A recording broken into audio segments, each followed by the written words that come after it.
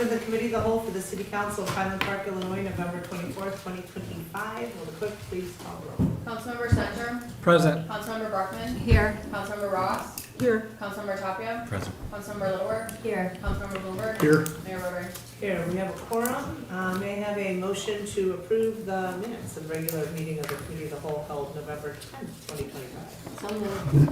Second. All in favor say aye. Aye. Any opposed? Hearing none, the minutes are approved. We have one item tonight at Committee of the Whole, utility billing leak adjustment policy. Great, yes, thank you, Mayor. Good evening, council members. Included on in the staff report on this Committee of the Whole agenda is a matter pertaining to our utility billing leak adjustment policy and procedures. For this presentation, we will be reviewing segments of the city's municipal code as well as our policy and procedures for addressing leak adjustments. Want to just remind, certainly the council is well aware, but for any members of the public that may be watching, as a city, we pay heat every year and work diligently to keep the city's water rate as low as possible. And so we are proud as a community to have one of the lowest water rates among North Shore and Northwest communities, and so we're very proud of that. Certainly, as individuals know, when there is a leak in a water system, it does have a financial impact, not only to the property owner, but it also has a financial impact to the city. And so as we take a look at leak adjustments, we are just cognizant of the fact that one, certainly that is wasted water, but two, it also has a financial implication for us as well as the property owner. The city has a very generous program as it pertains to adjusting water bills for leaks, and so we are going to review the provisions of those regulations. We are also looking for your policy affirmation on some specific staff recommendations pertaining to this policy. And then in terms of next steps, based on your policy feedback, we will prepare an application for leak adjustments, just so we have a consistent, clear method of which to review and analyze leak adjustments. And then we will update our administrative order accordingly, just to make sure, again, that it is clear and transparent for public information as well as for staff. So I do want to introduce Christina Cassiano within our finance department. She's going to be presenting the staff report this evening. And then with her is Director of Public Works, Ron Bannon.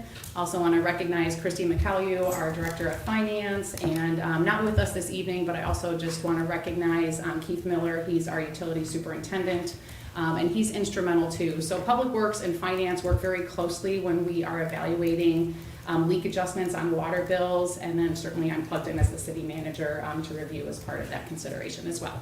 So with that, I will turn it over to Christine.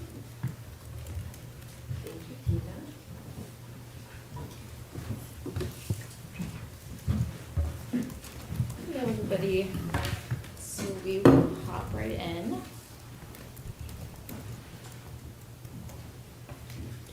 Alright, so there are two sections of city code which are related to water bill adjustments.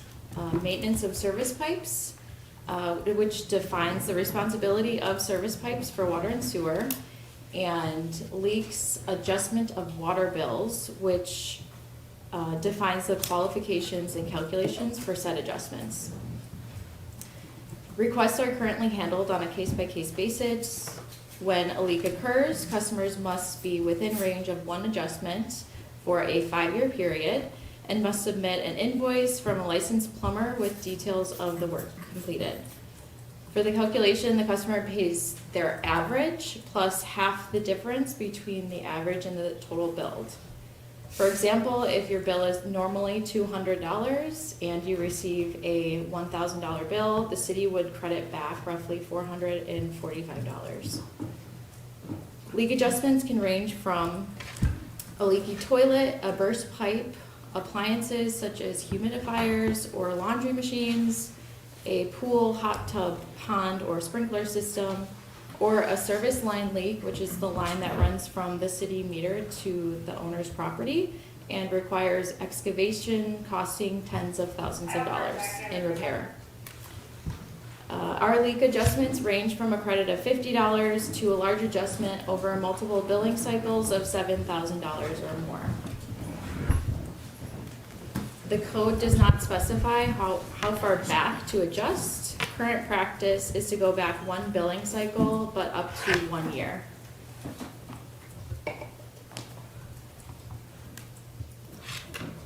The next slide is historical annual credits going back to 2018, including where we're at for 2025. The city adjusts about 50 accounts each year on average. And the past 8 years represented on this graph totals more than $140,000. For 2025, the city has credited over 2.6 million gallons of water from leak adjustments alone. To put that into perspective, that's about 4 Olympic-sized swimming pools.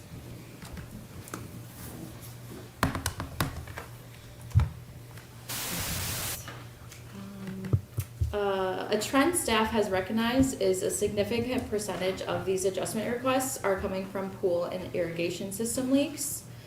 These are amenities that naturally use a lot of water, and when they're not regularly maintained, small issues such as cracked lines, faulty valves, or equipment malfunctions can lead to leaks that go unnoticed for long periods of time.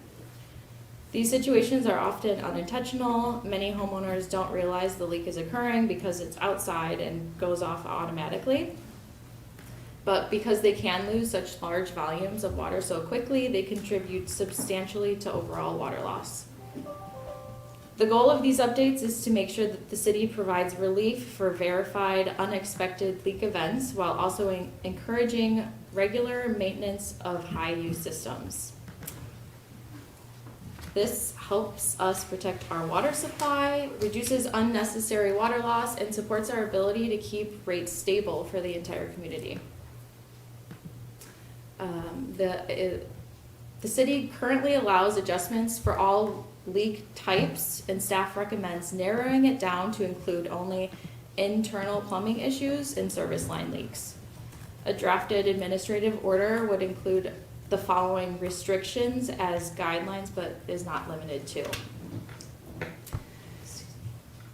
Could you repeat again what you said you recommend? I just didn't, I heard the internal plumbing, and what was the other? And service line leaks. Thank you. All right, so third-party liability. It's unlikely, but in a situation that theft, vandalism, or negligence occurred, the city would not adjust. And tampering or unauthorized access, again, very unlikely, but in the case that a contractor or anyone unauthorized causes a leak, the city would not adjust. Recommended. Wholesale accounts, this would include city contracted accounts such as Deerfield, Lincolnshire, Bannockburn, or Glenbrook Sanitary District. Mechanical issues. This is mechanical or system issues or failures in pool, pond, or sprinkler system control settings, like a pool's automatic refill system just set incorrectly, and not a physical leak or break in a pipe. Pool and sprinkler leaks. Any adjustment for pools or sprinklers on the basis that the customer should be responsible for proper maintenance of their amenity. Plumbing work that's not related to water leaks, we just had to throw this in there, but anything that does not directly repair or address a water leak, such as a clogged drain. Capped leaks. Capping a leak means closing off a pipe instead of making a repair. So this would be something like a sprinkler head getting damaged, and instead of repairing the issue, capping it off to close the pipe. The adjustment time frame, this recommendation would limit the adjustment allowance to only one billing cycle and potentially a subsequent bill if it is affected by the leak for a max of 2 bills. And appeals, understanding that extenuating circumstances will still occur, we will still have an appeal process. And we'll have this slide up again at the end so you can read through it. I know it's a lot of text. So 16 other local municipalities were surveyed, 10 of which do not provide relief for water leaks. 6 of those do provide relief, some adjusting only the sewer portion of the bill. For example, Des Plaines is similar to us, one adjustment every 5 years. Evanston, they only allow one adjustment for the entirety of the account, and other are pretty similar to us, but Highland Park being very generous to those.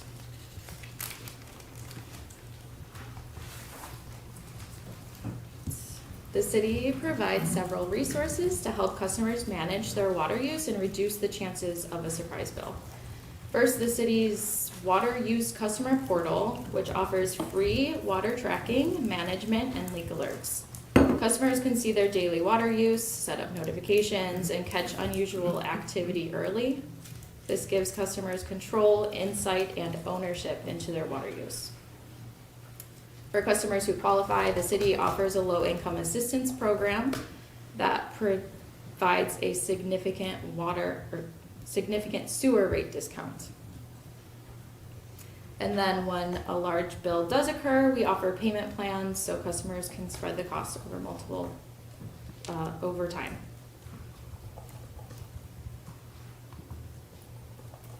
For the next steps, staff will implement an administrative order and application process aligning with city code. This admin order protects city resources while offering fair relief, also provides clear and enforceable guidelines. The slide again. In summary, one of the reasons this policy is important is because water loss is important and has a direct impact on the entire utility system. When a large unaddressed leak occurs, the city still pays to produce, treat, and deliver that water, even though it never reaches its intended use. By having a structured process for leak adjustments, we can make sure that we are supporting residents who experience genuine, verifiable leaks, while also encouraging timely repairs and responsible water use. This balance helps us manage water loss more effectively and protects the overall health of the system, ultimately minimizing unnecessary water loss, supports our ability to keep our water rates stable and as low as possible for all customers. So this policy is about fairness, providing appropriate relief when a leak happens, while also ensuring accountability and protecting our shared community limited resource. So again, this last slide is an overview of the recommendation, and staff is looking for your policy feedback and consideration to formalize and move forward. Great, thank you. While we're sitting here, I'm like, okay, let's check the water usage, see what's going on. It's not pretty, my son needs to move out. Councilmember Whittemore. Okay, so first of all, I really want to commend city staff, because as the very unlucky recipient, as someone who for a few years ago had a lot of leakage and had several irrigation companies out, several plumbers out, I spent thousands of dollars to try and find the problem, and my water bill went from like $300 to $1,200. And the city worked with me, and they really followed the guidelines. They did the correct way to figure out the difference, and it was very nice. They were helpful. And I just think that the system has run beautifully. I think it's really forgiving to our citizenry. And so I just wanted to kind of say, first of all, from personal experience, when it happens and when you're really trying very hard to correct it, I hate to see people not have a little bit of a grace period in it. I do think it makes sense to make sure that we get rid of third-party liability, tampering, or unauthorized use. I don't see why we should be helping other wholesale accounts.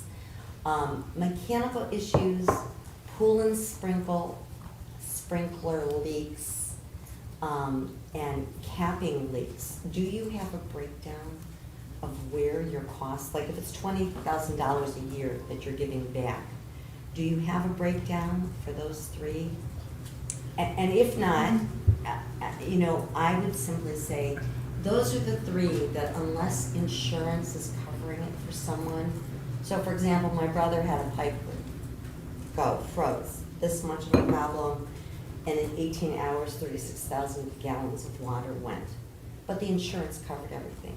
So it's not like he came to the city and said, hey, could you help me out here, you know, we have a really high water bill. Because insurance covered it. But if insurance isn't covering a resident, and if they can show that they've had people out to try and do it, it's one thing if they've done no maintenance. It's one thing if they're showing that this leak has been ongoing and they haven't tried to correct it, so the water bills have just been going and no one's doing anything. But So you'd like an exception for the pool and sprinkler leaks? pool and sprinkler, and I think also mechanical. Because I think, and when they came out to my house 3 years later, as in this summer, and I've got holes all over where we're trying to find another leak and we still can't find it, there is something I learned about called capping leaks, which goes way back where the city has been wonderful. Capped old pipes, you put in new piping, and that old cap goes. Well, And so I would also keep that open in terms of the customer, the resident having to pay for those three. But other than that, I certainly think we should tighten up our policy and not pay for it. Thank you, Councilmember Littler. In terms of the cap leaks, the challenge with that is often what we find is some people cap the system instead of doing the repair. And it's not like we necessarily know then when they uncap it. And so the important part of it is they're not fixing the problem, right? The other two are kind of in the same family, I believe, but that's the challenge with the cap. The cap is a temporary solution just to be like, you know what, I'm not gonna deal with this right now, let me just cap it.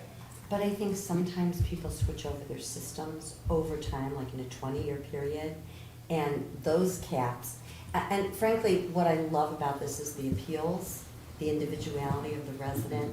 And so I would just say to keep capping, only to take a look at it, and if it gets denied because they didn't fix it properly, that's one thing. But the department has been so good about looking at each individual homeowner, and I know that takes time and costs money, but I think it's a real service we provide to our residents. So I would just ask to keep it in there. If there's one to give up, that would be the one I'd give up. The capping, Yeah. okay. Councilmember Bloomberg? I like the policy overall because it recognizes human error that may have an adverse impact on residents, but encourages repair. We don't just continually grant relief year in and year out. You get one shot at it, you discovered you have a problem, okay, we're gonna help you financially, but now you gotta do something about the problem. I would not want to change with respect to what you're recommending regarding pool and sprinkler leaks, because these are two uses that are inherently wasteful of water. Pools tend to leak even when they're properly maintained, and they represent an enormous use of water as it is. And I would not want to grant any kind of relief because somebody's pool starts leaking. You've already taken the challenge and the economic burden of having a swimming pool. The same is true with lawn irrigation systems. There are a lot of ways that they frankly waste water. I see anecdotally lawn aeration systems operating in the rain and other similar problems like that. So I think I'd like to discourage those uses to begin with and not offer relief because there are inherent problems with those systems that they tend to leak. So you sort of accept that risk when you decide to get a pool or a sprinkler system. The capping, I find a little more sympathetic to that because it may represent somebody's effort to try to solve a problem. But we don't, as you say, want to just cap it and forget it.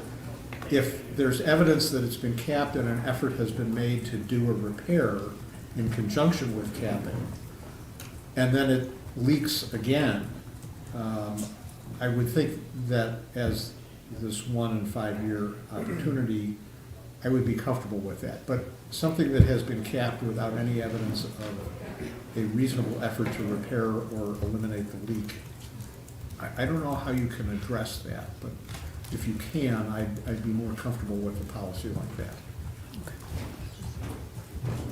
Anybody else? Councilmember Tapia? Yeah, I like to be more lenient on the pool and irrigation system situation. And on the cap, can we just put a time limit? Like, hey, I capped it, and then, I don't know how it works, but, you know, when you're worried about they forget about it, shouldn't they be like, well, you gotta fix it within a certain amount of time? No, I mean, it's not like we follow up with them. Right, What it's what this is administrative getting to is we're providing them financial relief on their bill. And then we would be doing so knowing that they haven't conducted the repair. It's basically. No, but can we put, that we'll give you relief until 6 months or something? Well, Oh, I would presumably they've trust already- that, yeah. Right. Yeah, I mean, I think more what we say is, our approach more of what we say when someone wants to cap is saying, if you get a plumber's affidavit that the repair has been made, then you're eligible for the leak adjustment. But we don't permit, you know, capping, right? Right. And we've just like had situations and examples where, we've had large leaks, they've capped and then potentially sold the property. Right, Um, that's the so problem. Right. Most it's, people don't know it's been capped. Hmm. You buy a property, there's no leaks, they do all the inspections, and then And 10 then years 6 into months living later. there, or 6 months, 10 years Right. or 6 months. Right. You have leaks, you don't know. Sorry. So I just want to jump in. I really appreciate the recommendations that you've put together. The bottom line says it all. You can still appeal. Right. So given that, is it the green bubble is sustainability? I Yeah. think so. You know, that's one of our key pillars, that we are trying to conserve water to the point where we now have 2-tier water bills. I know we had them, we continue to have them.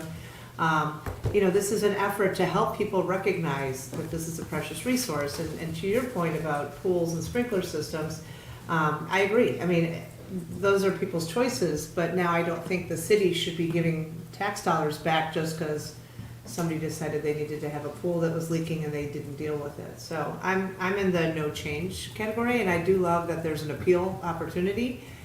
And I know you guys are super forgiving, so that's where I've landed. Councilmember Center, then Councilmember Ross, then Councilmember Brooke. Yeah, thanks. A couple background questions, I think. What was the origination of the policy to begin with? Give me a little history around how we got to where we are today. I think that'd be helpful for me to understand. I would speculate, I mean, I would speculate on. I think we can talk Yeah. about the fact that water distribution and water distribution leakage became a priority for us as we moved to having new meters and really looking at our system. We got more accurate data to see, oh, we've got this percentage of water loss. Not to jump in for you guys, stop me if I'm in the wrong direction, but if I remember correctly, it was, you know, that we then with these more accurate meters, it wasn't like once in a blue moon a guy was jumping down a hole and going, oh, that's your water, you know, it's like really real time. So we could see the variability throughout different addresses. And with that, and knowing that the best, you know, the gold standard in water distribution is address the leakage, that's where we jumped in. But then, to your point about being a little bit compassionate to our residents, saying, hey, we understand, especially because we were identifying quite a few, and it was like, oh, this is real money that people are spending, and now we can kind of help them if they take action. If they blow it off, that's a different story.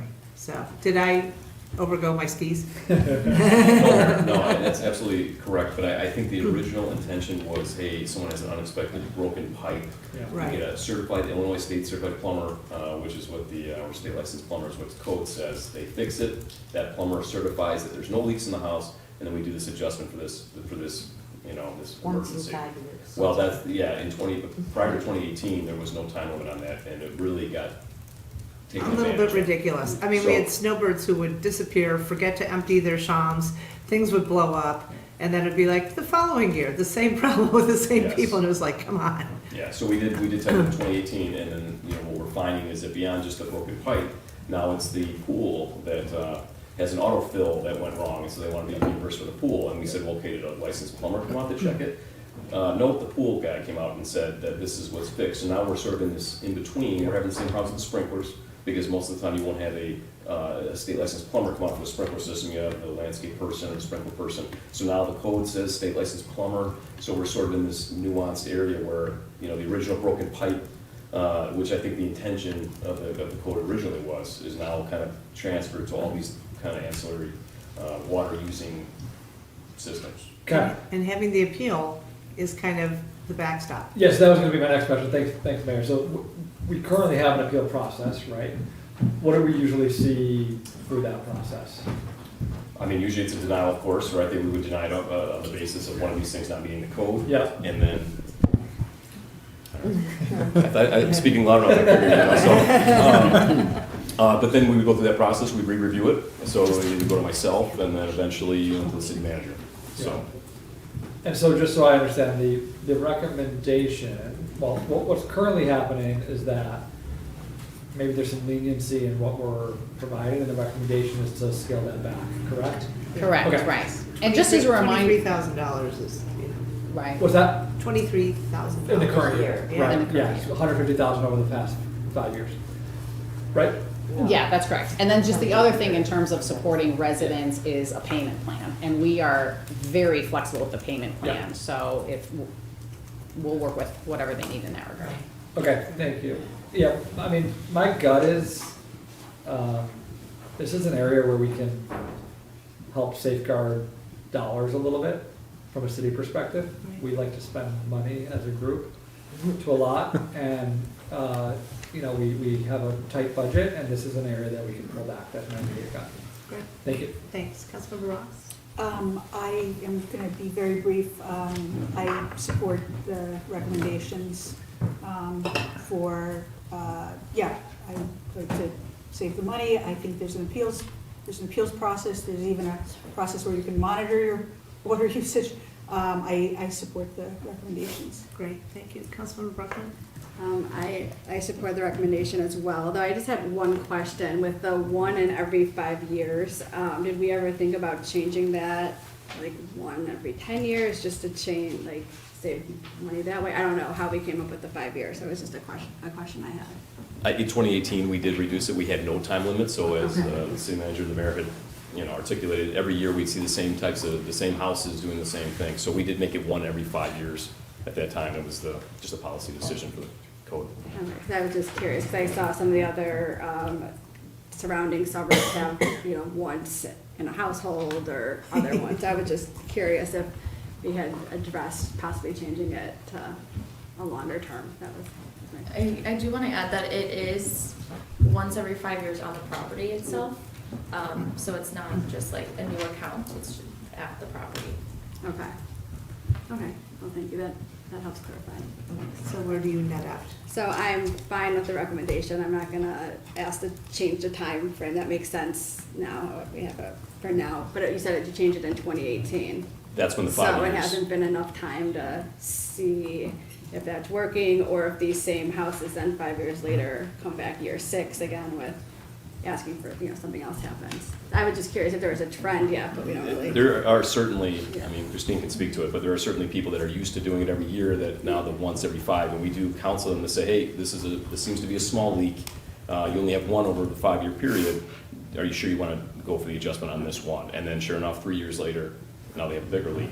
And here we are, so. Yeah, okay. Councilmember Littler? So I love the appeals process. I don't want to take away from that, but I do think it's a little more forgiving. I do want to say that sprinkler systems, while they are using water to take care of lawns and whatnot, all the modern systems now have something, and I'm not saying it doesn't always work, but in terms of sustainability, if there's been rain, the sprinkler systems don't turn on. They have an override that they really measure. And so in many ways, they really are taking into account what's going on, and it's the best measure of basically to take care of your garden or your land or your plants, but also to not overuse water.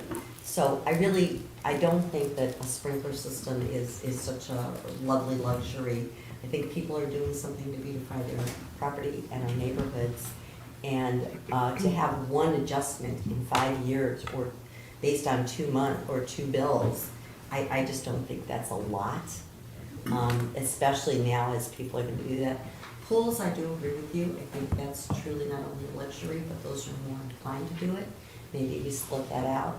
But I really think that those people are actually trying to, in many ways, be as economical with their water as possible, but still to treat things so that we can keep them green and beautiful also. So I stay with my original. Stay with your original point, okay. To my understanding, we have a majority that appreciates these recommendations going forward, and the appeals remain. So, great, thanks for a great presentation, appreciate it. Thank you, everybody. Thank you. Okay, given that it's 6 o'clock and we have time, we can go into closed session for a couple of our items, so if I could get a motion for us to go into closed session for purchase or lease of property and security? Sure. Move to go into closed session to discuss purchase or lease of property and to discuss security pursuant to 5 ILCS 120/2C5 and 8. Second. Okay, will the clerk please call the vote? Councilmember Center, Aye. Councilmember Brockman, Aye. Councilmember Ross, Aye. Councilmember Tapia, Aye. Councilmember Lower, Aye. Councilmember Bloomberg, Aye. Mayor Rotary. Aye, 7 ayes, no nays, we'll go into closed.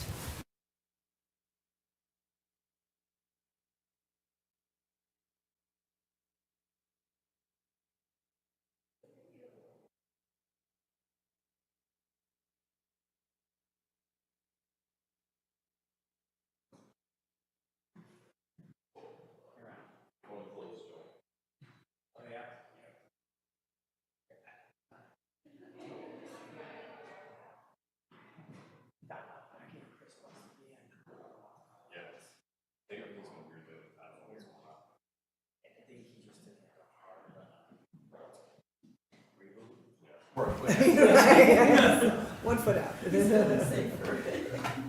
All right.